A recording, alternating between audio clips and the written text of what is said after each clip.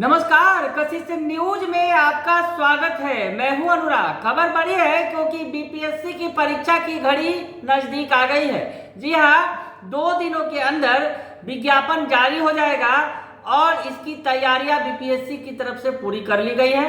परीक्षा अगस्त में होगी। 15 अगस्त के बाद परीक्षा कभी भी होगी, ये बताया गया बीपीएससी चेयरमैन अतुल प्रसाद के द्वारा। तो सबसे बड़ी बात कि शिक्षक नियुक्ति में आखिर मेधा सूची कैसे तैयार होगी, कैसे वरीयता सूची बनेगी, ये हम बताने की आपको कोशिश कर रहे हैं। जो बीपीएससी के चेयरमैन अतुल प्रसाद ने बताया, जैसा कि शिक्षक नियुक्ति में अभ्यर्थी आवेदन में एक से अधिक पदों के लिए विकल्प देते हैं तो उनसे वरीयता मांगी जाएगी। अध्यक्ष ने बताया कि यदि कोई अभ्यर्थी प्राथमिक, माध्यमिक और उच्च माध्यमिक तीनों के लिए या किसी 2 के लिए आवेदन करते हैं तो उनसे आवेदन के समय ही वरीयता के विकल्प मांगे जाएंगे। यदि किसी अभ्यर्थी का चयन 2 या तीनों पदों के लिए हो जाता है तो उन्हें उनके द्वारा दी गई वरीयता पद वाली मेधा सूची में शामिल किया जाएगा। अन्य मेधा सूची में वो शामिल नहीं होंगे। तो मेधा सूची का ये आधार होगा। क्या कुछ कहा है इस पूरे मामले पर बीपीएससी के चेयरमैन अतुल प्रसाद ने, वो सुन लीजिए आप। अब एक नया टास्क मिला है बीपीएससी को सरकार के द्वारा। आप सब लोग अवगत हैं, वो अध्यापक नियुक्ति के लिए अनुशंसा भेजने के लिए।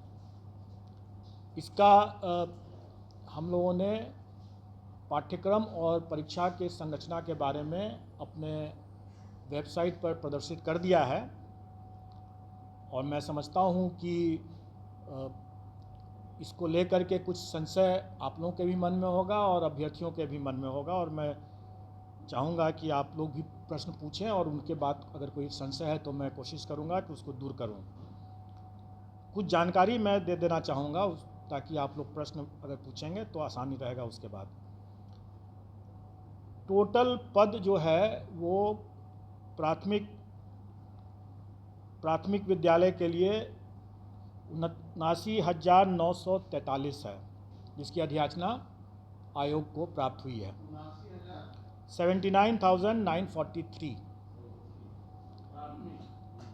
उसके बाद माध्यमिक विद्यालय के लिए 32,916, 32,916। और उसके बाद हायर सेकेंडरी के लिए 57,602, 57,602। टोटल होता है 1,70,461, 1,70,461, जिस 61 आप लोग भी टोटल कर लेंगे। अब इसमें जो अर्हताएँ हैं वो सरकार के नियमावली में दिया हुआ है, और जहाँ जहाँ वो मिसिंग होगा वो सरकार के निर्देश पर और सरकार के साथ आयोग की बैठक, संयुक्त बैठक में जो निर्णय लिया जाएगा उसके अनुरूप वो होगा।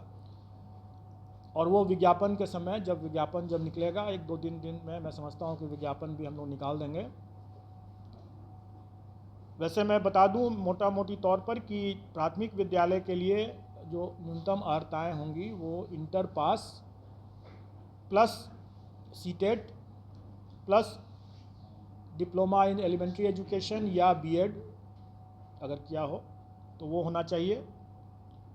माध्यमिक विद्यालय के लिए graduation plus STET STET plus BEd, और हायर सेकेंडरी के लिए पोस्ट ग्रेजुएशन होना है और स्टेट और बीएड होना है।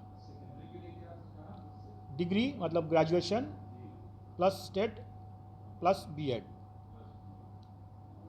और इसमें जो नियमावली के हिसाब से ही जो लोग वर्ष 2012 के पूर्व के जो होंगे, जो नियोजित हैं, उनको उनके लिए टीटी मतलब टीचर्स एलिजिबिलिटी टेस्ट से वो उनको एग्जेम्पशन है।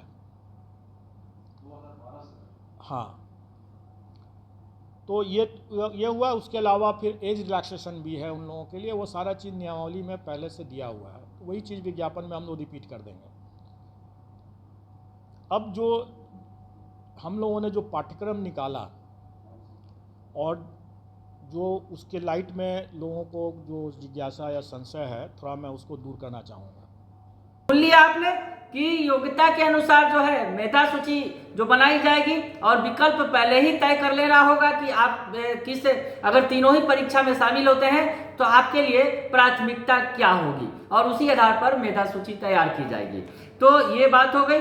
और योग्यता के अनुसार जो है विषय का चयन करना होगा। जो अध्यक्ष ने बताया है कि प्राथमिक के लिए किसी विषय की बाध्यता नहीं है, माध्यमिक और उच्च माध्यमिक की परीक्षा व चयन विषयवार होना है। यदि कोई अभ्यर्थी माध्यमिक और उच्च माध्यमिक में अलग अलग विषय की परीक्षा में शामिल होने की योग्यता रखते हैं तो आवेदन में इसका विकल्प दे सकते हैं। योग्यता स्नातकोत्तर STET के आधार पर आंकी जाएगी।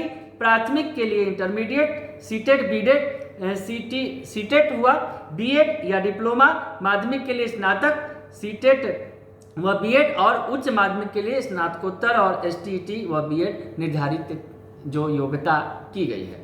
तो ये बड़ी खबर आपको हम लगातार बता रहे हैं बीपीएससी परीक्षा से जुड़ी हुई जो बीपीएससी के चेयरमैन ने जानकारी दी है।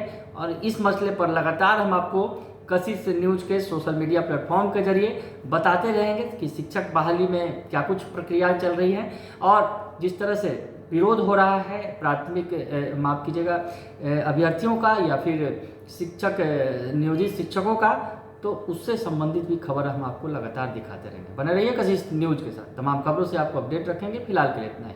धन्यवाद।